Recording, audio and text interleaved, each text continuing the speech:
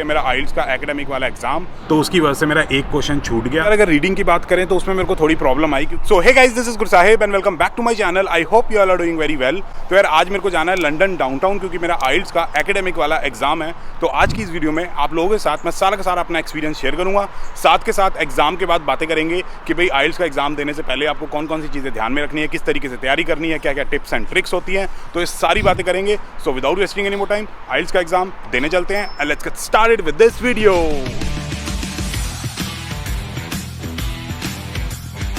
तो यार जो मौसम है ना वो बहुत ही बढ़िया हो रखा है। अभी जो टेम्परेचर है वो है 23 डिग्री सेल्सियस और अब बढ़िया धूप निकली हुई है। पीछे आप बढ़िया बादल वगैरह देख सकते हो।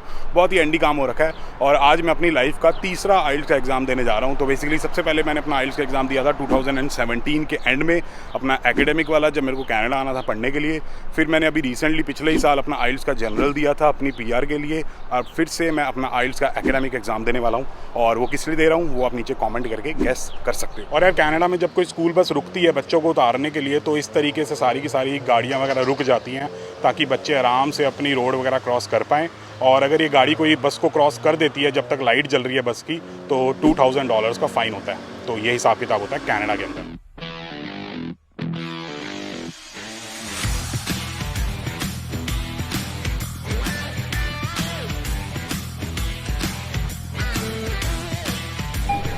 हाँ जी, तो यार फाइनली मैं पहुंच गया हूँ लंदन डाउनटाउन। और मेरे पीछे जो आप ये रोड देख सकते हो ये है डंडा स्ट्रीट, और यहाँ पे है बिल्डिंग, ये वाली बिल्डिंग। यहाँ पे है मेरा आइल्स का एकेडमिक वाला एग्ज़ाम।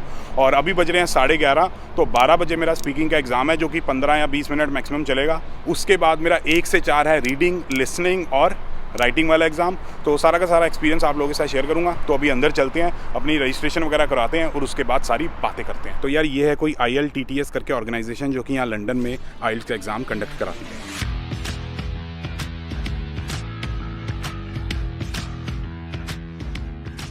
तो यार ये है कोई ILTTS करके ऑर्गेनाइजेशन, जो कि यहाँ लंदन में आइल्स का एग्ज़ाम कंडक्ट करवाते हैं। और भी ऑर्गेनाइजेशन है लेकिन ये उनमें से एक है, ठीक है। तो इसके अंदर जाते हैं और अपनी रजिस्ट्रेशन करवाते हैं, क्योंकि 12 बजे स्पीकिंग का एग्ज़ाम है।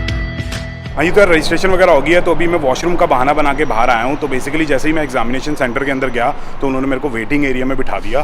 फिर 10 मिनट के बाद उन्होंने मेरे को बुलाया, मेरी ID वगैरह चेक की, क्रेडेंशियल्स वगैरह चेक किए, मैच किए। और फिर मेरी ये वाली फिंगर उन्होंने 4 बार स्कैन करवाई और फिर से ID चेक की, दोबारा से सारी चीज़ें पता करी। और उसके बाद उन्होंने मेरे को बिठा दिया कि वेट करो, आपका स्पीकिंग एग्ज़ाम स्टार्ट होने वाला है। तो मैं वॉशरूम का बहाना बना के बाहर आ गया हूँ। तो अब स्पीकिंग का एग्ज़ाम देते हैं और उसके बाद सारी की सारी चीज़ें आप लोगों के साथ शेयर करता हूँ, क्या क्या क्वेश्चन वगैरह पूछे और कैसा मेरा एक्सपीरियंस रहा। हाँ जी, तो यार स्पीकिंग का एग्जाम हो गया मेरा। तो क्या क्या क्वेश्चंस पूछे, कैसा मेरा एक्सपीरियंस रहा, वो बाहर जाके बात करते हैं एक बार। तो यार अब बात करते हैं स्पीकिंग टेस्ट के बारे में। तो बेसिकली जब से मैंने YouTube करना स्टार्ट किया है तब से थोड़ी सी स्पीकिंग मेरी बढ़िया हो गई है, लेकिन आइल्स का हिसाब थोड़ा सा अलग होता है। लेकिन मेरे को YouTube करने का ये फ़ायदा हुआ है कि मैं बोलता रहता हूँ, चुप नहीं होता, ठीक है। तो एक डिफरेंस मैं आप लोगों को बता देता हूँ कि जैसे ही मैं अंदर गया तो क्या हुआ, एक कंप्यूटर स्क्रीन लगी हुई थी और वो जो बंदा टेस्ट ले रहा था मेरा, वो जूम मीटिंग पे था। तो basically in person interview and test नहीं था, जूम मीटिंग के थ्रू था। मैंने हेडफोन लगाए और उससे बात की, ठीक है। तो ये हिसाब किताब था, ऑब्वियसली बिकॉज ऑफ कोविड। और जो पहला सेक्शन था, मतलब जो पहला राउंड होता है, उसमें मेरे से मेरे बारे में ही क्वेश्चन पूछे कि भाई आपको शाम को करना क्या पसंद है, आप आज के टाइम शाम में क्या करते हो, आप बचपन में शाम को कैसे टाइम स्पेंड करते थे, क्या आपको क्या लगता है कि फ्यूचर में आप शाम को कैसे टाइम स्पेंड करा करोगे। तो इस टाइप के मेरे से क्वेश्चन पूछे। और ये भी पूछा कि भाई आपको खाली बैठना पसंद है, अगर खाली नहीं बैठना पसंद तो आप खाली टाइम पे क्या करते हो। तो ये सारी चीज़ें पूछी थी पहले राउंड में। जो सेकंड राउंड था क्यू कार्ड वाला, उसमें मेरे से ये पूछा था कि क्या आपने लाइफ में कभी किसी को अपनी सजेशन दी है, ओपिनियन दिया है, तो ये बताओ कि आपने किसको दिया था, कब दिया था, क्यों दिया था। और जब आपने अपना ओपिनियन किसी के साथ शेयर किया या सजेशन किसी को दी तो उसके बाद आपको कैसा फील हुआ। तो मैं बोलता गया। उस मैडम ने मेरे को चुप कराया, लेकिन मैंने ये चीज़ का ध्यान रखा था कि सबसे पहले मैं सारे के सारे क्वेश्चंस के आंसर कर देता हूँ, उसके बाद मैं अपना बोलना शुरू करूँगा।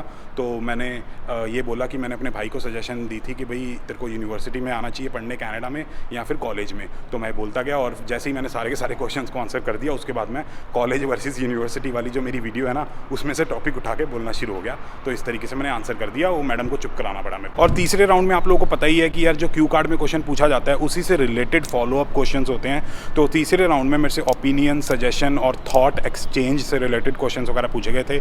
उन्होंने पूछा कि यार लोगों को ओपिनियन देना क्यों पसंद है, या फिर काफ़ी सारे लोग सजेशन देने से क्यों डरते हैं, इस टाइप के क्वेश्चन पूछे। और ये भी पूछा कि जो बड़ी बड़ी कॉन्फ्रेंसेज होती हैं ग्लोबल लेवल पे, जहाँ पे बड़े बड़े देश आते हैं, इंडिया, कनाडा, US, तो वहाँ पे जब बड़े बड़े मंत्री होते हैं क्या उनको थॉट्स एक्सचेंज करने चाहिए चाहिए, एक दूसरे को सजेशन देनी चाहिए, हाँ या ना। तो इस टाइप के क्वेश्चन पूछे तो ईजी था, कोई दिक्कत नहीं है। स्पीकिंग में यही है कि आपको फ्लुएंट रहना है, बोलते रहना है, रुकना नहीं है और सही बोलना है। बोलते रहने का मतलब ये नहीं है कि कुछ भी बोलते रहोगे, सही इंग्लिश बोलते रहो। उनको ये मतलब नहीं है कि आपका माइंडसेट क्या है या फिर आपकी सोच गलत है या सही है, उससे उनको कोई फ़र्क नहीं पड़ता। वो आपकी इंग्लिश चेक करते हैं। तो आपको फ्लुएंट बोलते रहना और ज़्यादा एक्सेंट नहीं मारना, ज़्यादा सलमान खान बनने की कोशिश मत करना। Launch this product for us today. It's a very important person in my life. It's a very important person in my life. अब यार थोड़ा खाने पीने चलते हैं क्योंकि सुबह से मैंने कुछ नहीं खाया। उसके बाद वापस आते हैं अपना लिसनिंग, रीडिंग और राइटिंग का टेस्ट देने, और टेस्ट के बाद आप लोगों के साथ मैं सारा का सारा एक्सपीरियंस फिर से शेयर करूँगा।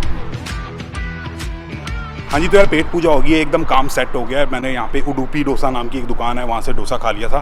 तो अब चलते हैं अपना L, R और W का टेस्ट देने, जिसको अप्रॉक्सीमेटली 2 घंटे और 40 मिनट लगेंगे। So let's go. हाँ जी, तो यार फाइनली लिसनिंग, रीडिंग और राइटिंग वाला टेस्ट कंप्लीट हो गया है। तो बाहर जाके सारी की सारी चीज़ें डिस्कस करते हैं।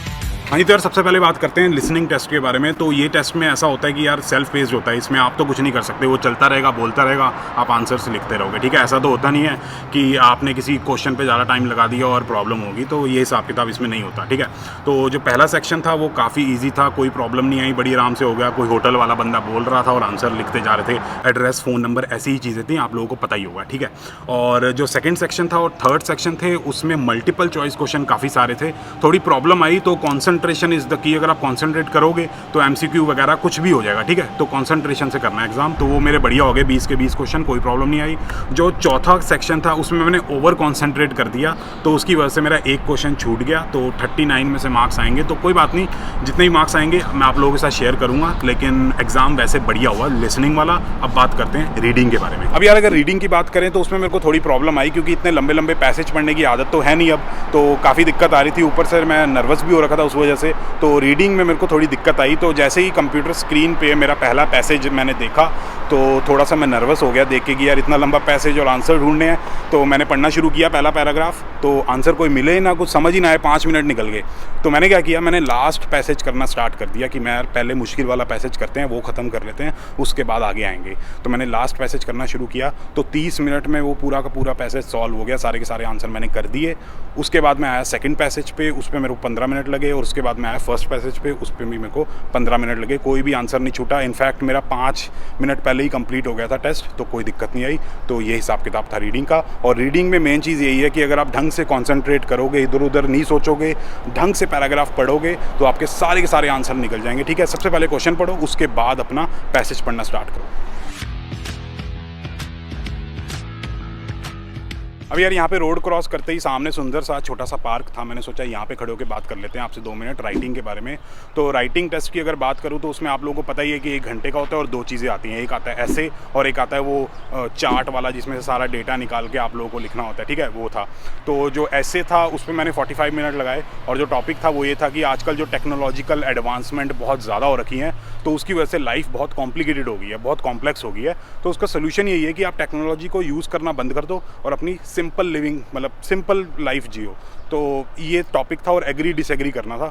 तो मैंने ये लिखा कि भाई जो टेक्नोलॉजी है डेफिनेटली उसकी वजह से लाइफ बहुत कॉम्प्लिकेटेड हो गई है, बहुत कॉम्प्लेक्स हो गई है, लेकिन इसका मतलब ये नहीं है कि हम टेक्नोलॉजी को बिल्कुल यूज़ करना ही छोड़ दें और सिंपल लिविंग अडॉप्ट कर ले। उससे मैं एग्री नहीं करता, उसके और भी सोल्यूशन हो सकते हैं।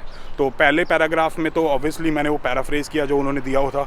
दूसरे पैराग्राफ में मैंने ये लिखा कि भी टेक्नोलॉजी के साथ क्या क्या प्रॉब्लम्स हैं, क्यों लाइफ कॉम्प्लिकेटेड हो रखी है। तीसरे पैराग्राफ में मैंने ये बताया कि क्या क्या सोल्यूशंस हो सकते हैं other than leaving technology and adopting simple living, ठीक है, ये बताया। और लास्ट पैराग्राफ में कंक्लूजन कर दिया। तो कोई दिक्कत नहीं आई, 45 मिनट लगे, कंप्लीट कर लिया। और जो पहला क्वेश्चन था उसमें ये था कि भाई पब्लिक लाइब्रेरीज़ वगैरह ब्रिटेन में 1991 में इतनी यूज़ होती थी, 2000 में इतनी यूज़ होती हैं, तो सारा डेटा वगैरह दे रखा था, उस हिसाब से लिखना था। तो आराम से 1 घंटे में हो गया, 1 मिनट बचा था तो कंप्लीट कर लिया। अब सारे के सारे जो मार्क्स वगैरह आएंगे वो आप लोगों के साथ डेफिनेटली मैं शेयर करूँगा, और इस वीडियो का जो सेकंड पार्ट है वो तब बनाऊँगा जब मेरे मार्क्स आ जाएंगे, और आप लोगों के साथ सारे टिप्स एंड ट्रिक्स, सारी चीज़ें शेयर करूँगा कि रीडिंग, लिसनिंग, राइटिंग और स्पीकिंग में क्या होती हैं, किन किन चीज़ों का ध्यान रखना होता है। तो अब घर चलते हैं, खाना वाना खाते हैं, सुबह से कुछ नहीं खाया, और उसके बाद 3-4 दिन बाद जब रिजल्ट आ जाएगा तब बात करेंगे।